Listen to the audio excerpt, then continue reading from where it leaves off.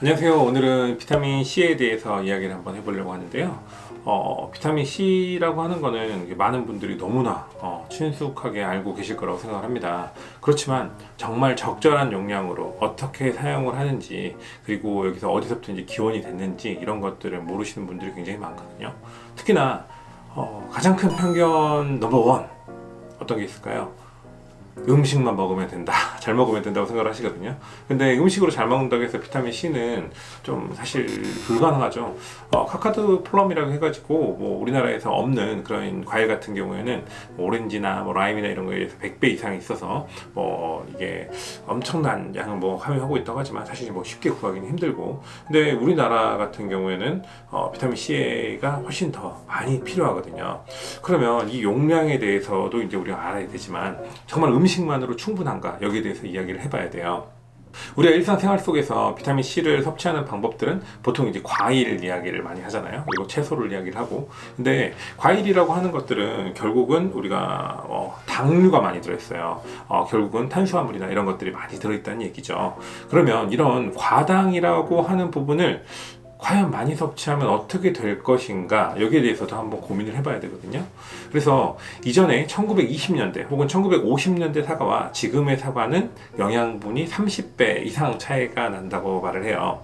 우리가 사람들이 예전보다 체격은 커졌는데 뭐 체력은 떨어졌다, 이런 말 하는 것처럼 뭐 비슷한 거죠. 즉, 우리가 과일만 먹는다고 해서 비타민 C는 충분히 섭취할 수 없다. 그러면 우리 몸에서는 비타민 C를 만들 수 있을까요? 당연히 못 만드니까 비타민이겠죠. 비타민이라는 거는 우리 몸에서 꼭 필요로 하지만 우리가 몸에서 만들 수 없다는 이제 그런 정의를 갖고 있어요. 그래서 우리 몸에서 필요하지만 만들 수 없는, 굉장히 이제 슬픈 현실이기도 한데요. 그렇게 이제 몸이 진화가 됐다고 해요.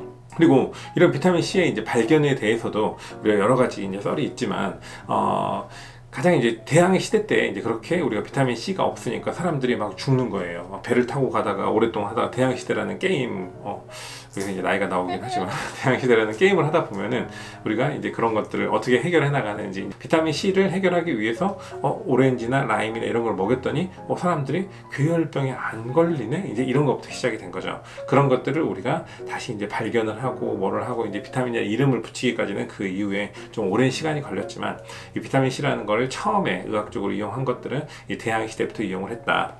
그리고 이런 것들이 좀 본격적으로 우리가 뭐 암에도 쓰인다든지 뭐에 쓰인다든지 이런 것들은 언제부터였을까요? 대용량으로 우리가 생산을 할 수 있을 때부터죠. 그러면 비타민 C 같은 경우에는 또 원료가 무엇인가 한번 생각을 해봐야 된단 말이에요. 비타민 C 같은 경우에는 옥수수나 이런 부분에서 만들거든요. 즉, 과일이나 우리가 야채로부터 만들어지는 게 아니다, 옥수수로부터 만들어진다. 비타민 C는 다 같은 거 아니야? 그럼 싼 거 먹으면 되는 게 아닐까 하는 가성비적인 생각을 많이 한단 말이에요.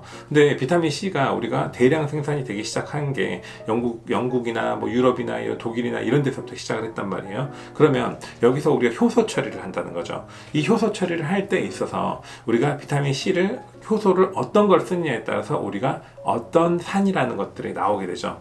꼭 그래서 우리가 비타민 C라는 것들을 말을 할 때 그렇게 말하는 거예요. 뭐라고?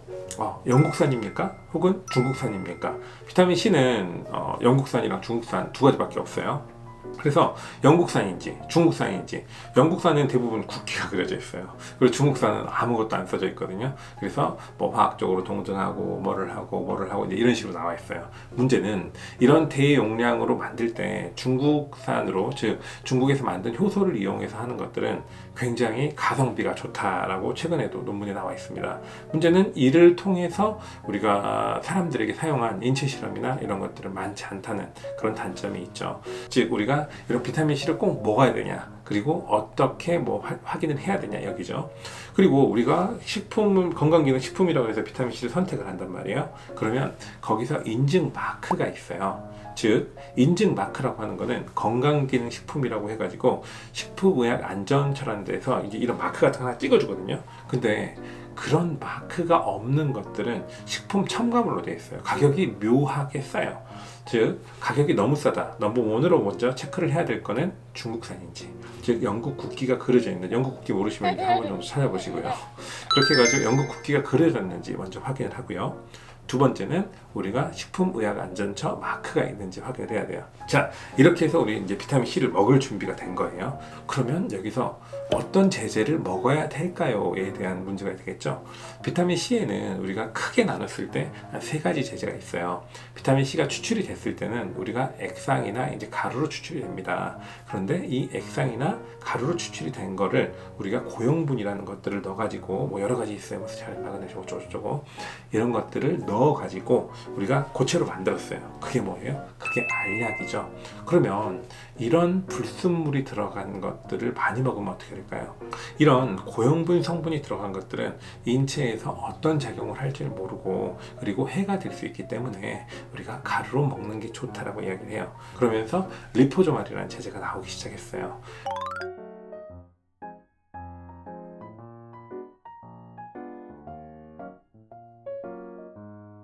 국내에서는 우리가 리포조말이라는 용어를 쓰지 못하게 돼 있는데 외국 걸 보면은 이제 리포조말, 뭐 라이포조말 해가지고 바이타민 C라고 하는 제제들이 있어요. 우리나라에서도 이제 뭐 몇 군데에서 수입을 해가지고 공식으로 이제 팔고 있는데요. 이때 각각의 장단점이 있겠죠. 우리가 약으로 해서 우리가 정제로 먹는 것들은 휴대가 간편해요. 휴대가 간편하고 좀 먹기가 편하고 그렇지만 단점이 있다면 아까 이야기했듯이 대용량으로 우리가 혹은 메가도즈로 복용하는 게 힘들다는 거죠. 그럼 몇 알까지? 2알에서 3알까지만 복용을 할 수가 있어요. 우리가 여기서 또 한번 짚고 더 넘어가야 될 게 1일 복용량이라는 게 있거든요. 즉 RDA, 하루에 얼만큼 먹는 게 좋습니다 라고 이제 말을 하는 용량이에요.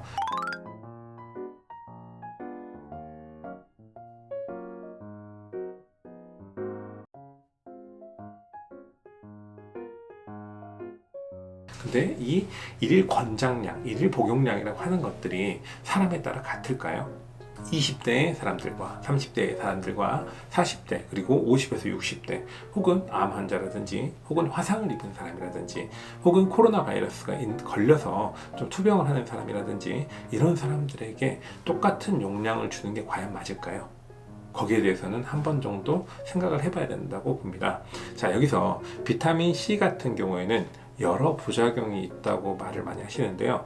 그렇지만 우리가 먹을 때 최소 제가 먹으라고 하는, 즉 환자들을 재생을 시키려고 하는, 그리고 환자들의 질병을 치료하기 위해서 건강해지기 위해서 먹는 용량은 재생을 위한 용량을 우리가 최소한 6에서 10g 봅니다. 그러면 알약으로는 부족해요. 그리고 여기서 알약으로 부족하면 그럼 다음으로 넘어가야 되겠죠. 아까 알약이 있었고 가루가 있었고 리포조말이 있었잖아요. 자, 알약은 흡수율이 떨어진다는 또 다른 단점이 있어요. 그리고 가루는 그것보다 흡수율이 좀 더 높겠죠. 그러면 이제 우리가 가루에 대한 이야기를 좀 해봐야 되는데요. 가루에서도 종류가 세 가지가 있어요. 점점 복잡해지기 시작하죠. 액상도 있어, 가루도 있어, 고체도 있어. 머리가 이제 아프기 시작해요. 자, 우리가 가루에 대해서는 울트라 파인, 아주 가는 거예요. 그럼 한번 툭 하면은 바람이 슉 하고 날린다고 생각을 하면 돼요. 그리고 보통 파인을 많이 써요. 파인이라는 거는 우리가 고르다, 이제 뭐 가늘다, 이제 이런 말을 하는 거죠. 그리고 많은 사람들이 쓰는 게 크리스탈 형태를 많이 써요. 크리스탈 형태가 제일 만들기 편하고요. 그리고 제일 관리가 편하다고 해야 되나? 그렇게 생각하시면 되고요. 울트라파인은 아까처럼 만드는데도 가루가 쑥 나와요. 그리고 가라앉질 않아요. 그럼 호흡기로 좀 삼키게 되고 뭐하고 이런 것들이 좀 문제가 되죠. 울트라파인 같은 경우에는 흡수율이 굉장히 좋다고 되어 있어요. 그렇지만 국내에서 구하기는 그렇게 쉽지는 않습니다. 파인 같은 경우에는 보통 의학적으로 메가도즈를 하거나 이럴 때 이제 많이 쓰는 거고요. 크리스탈 형태는 시중에서 흔히 보는 이런 거 있죠. 땡땡 뭐뭐 이런 것들을 우리가 많이 사용하게 되는 게 크리스탈 형태예요. 크리스탈 형태는 변비가 있는 사람한테는 제일 좋아요. 어느 하나가 무조건 잘못됐다, 가장 안 좋다가 아니고 여기서 장단점을 우리가 확인을 하는 거죠. 크리스탈 형태는 흡수율이 가루 중에서는 좀 낮다는 거죠. 그래서 이런 것들이 대장으로 많이 내려가서 수분을 끌고 내려간 다음에 변비를 해결하게 해주는 거예요. 그리고 파인의 형태 같은 경우에는 우리가 제일 만만하고 제일 많이 쓰는 것들이죠. 먹었을 때 흡수도 잘 되고 만들기도 좀 편하고 그리고 좀 크리스탈보다는 좀 낮고 울트라파인보다는 좀 이렇고 이런 특징을 지니고 있어요. 저도 이제 병원에서 보통 파인을 처방을 하죠. 울트라파인은 처방을 했을 때 환자들이 자꾸 코로 들어가요. 뭐 기침이 자꾸 나와요. 이제 이런 반응을 하게 되고요. 파인 같은 경우에는 환자들이 뭐 먹을만 하고요. 저 같은 경우 항상 이제 물에 타서 먹으라고 하거든요. 그리고 마지막 액상 제제 같은 경우에는 액상 제제는 이제 라이포조말이라고 그랬잖아요. 근데 이거를 제가 액상을 먹으라고 했더니 환자들이 비타 땡땡을 이제 먹고 있는 거예요. 그런 거 아닙니다. 비타민 C만 단독 제제로 해가지고 있는 거고요. 리포조말이라는 것들은 우리가 비타민 C를 안에다가 좀 넣어가지고 이 안에 비타민 C가 있고 또 다른 형태로 만든 거거든요. 그러면 그 자체가 흡세포막을 뚫고 잘 지나갈 수 있도록 설계가 된 거예요. 그 공법을 리포조말이라고 합니다. 이때 리포조말 제제 같은 경우에는 흡수율이 좋고 특히나 속이 쓰린 사람들한테는 아주 도움이 많이 돼요. 그리고 약간 머리가 맑지 못한데 비타민 C를 좀 먹으면 좀 좋을 것 같은데 속이 쓰려요. 이런 사람한테 아주 도움이 많이 되죠. 왜? 흡수율이 좋으니까요. 그렇지만 변비와 함께 있는 사람들한테는 어떻게 될까요? 변비와 함께 있는 사람들한테는 아까 말했듯이 크리스탈 형태가 좋아요. 즉 비타민 C에서도 여러 가지 종류가 있는 만큼 그 종류에 따라서 우리가 선택을 해서 현명하게 사용하는 것도 굉장히 중요하다는 거죠. 지금까지 비타민 C의 개괄적인 내용에 대해서 알아봤고요. 우리가 종류가 이제 있고 그러면 어떤 걸 사야 될지, 변비 있다? 뭐 이거 사시고요. 그 다음에 내가 좀 더 편하게 하고 싶다? 이거 사시고요. 그 다음에 내가 좀 속이 안 좋다? 이걸 사시고요. 이런 식으로 하는 방법이 있다는 것까지 설명을 드렸어요. 다음에는 그러면 어떤 질환에 그리고 어떤 상황에서 비타민 C를 사용하는지 여기에 대해서 한번 알아보도록 하겠습니다. 감사합니다.